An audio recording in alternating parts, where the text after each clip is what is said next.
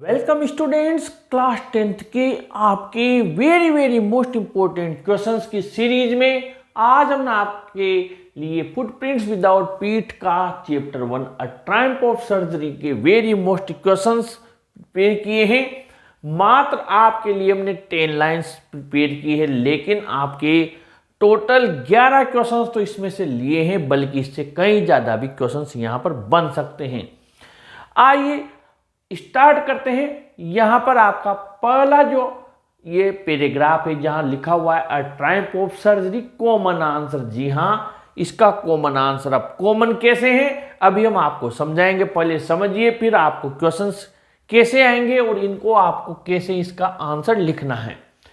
यहां पर लिखा हमने Mrs Pumphrey unlimited love to Tricki led him to illness, यानी श्रीमती पंफ्रे का असीम प्रेम, असीमित प्रेम ट्रिकी के लिए उसकी बीमारी का कारण बना।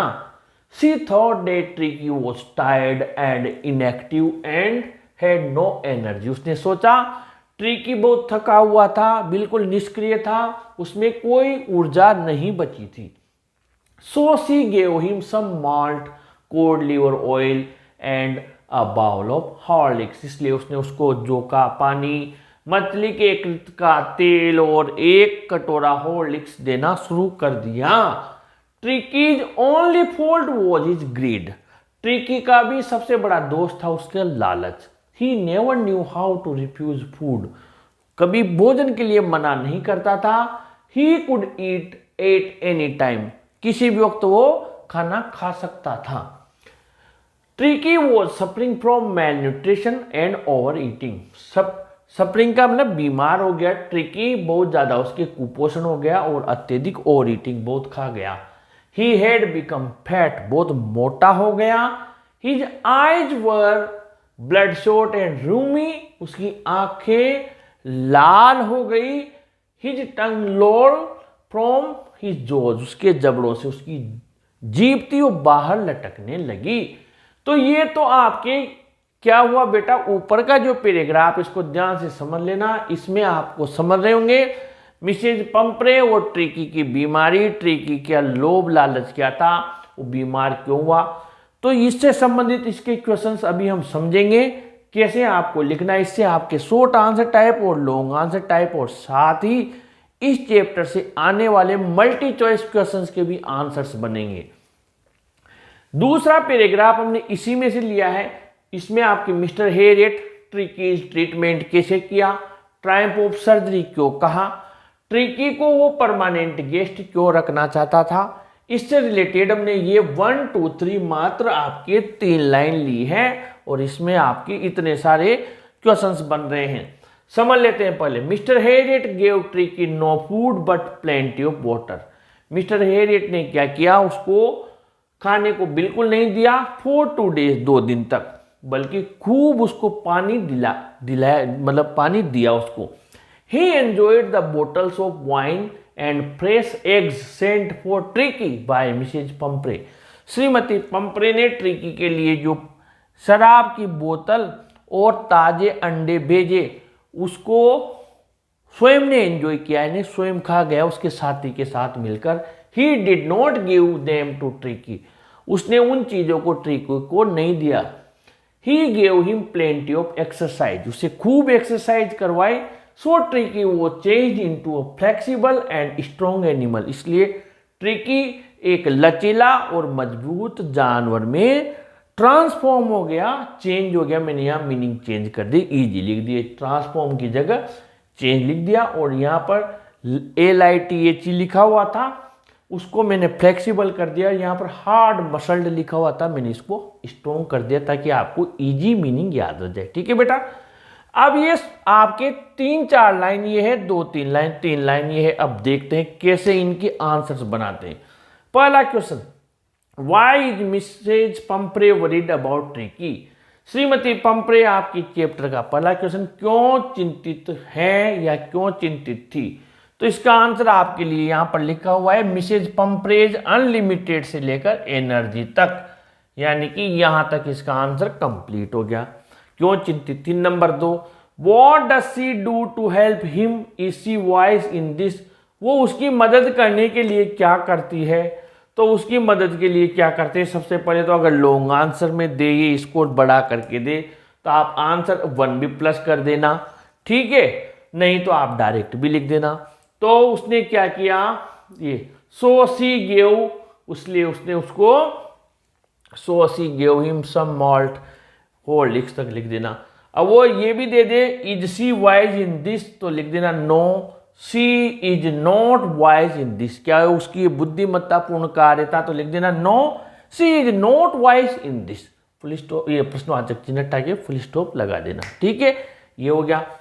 आगे बढ़े, Y was Mr Harriet shocked eight ट्रिकीज appearance, जब मिस्टर हेरियट ने ट्रिकी को देखा तो वो शॉक्ड कैसे रह गए? तो आपको कुछ नहीं करना है, ये रहा यहाँ पर ट्रिकी वॉज सफरिंग, ट्रिकी को जब उन्होंने देखा तो आंसर कैसे लिखोगे ताकि वो ये माने कि यही आंसर है? देखना, मिस्टर हेरियट, ये वाई हटा देंगे, वॉज कहाँ आ जाएगा, इस जगह आ जाएगा। Mister Harriet was shocked eight ट्रिकीज appearance, ठीक है, because tricky was suffering, tricky suffering, पीड़ित था कुपोषण से, और जोश तक पूरा का पूरा लिख देना।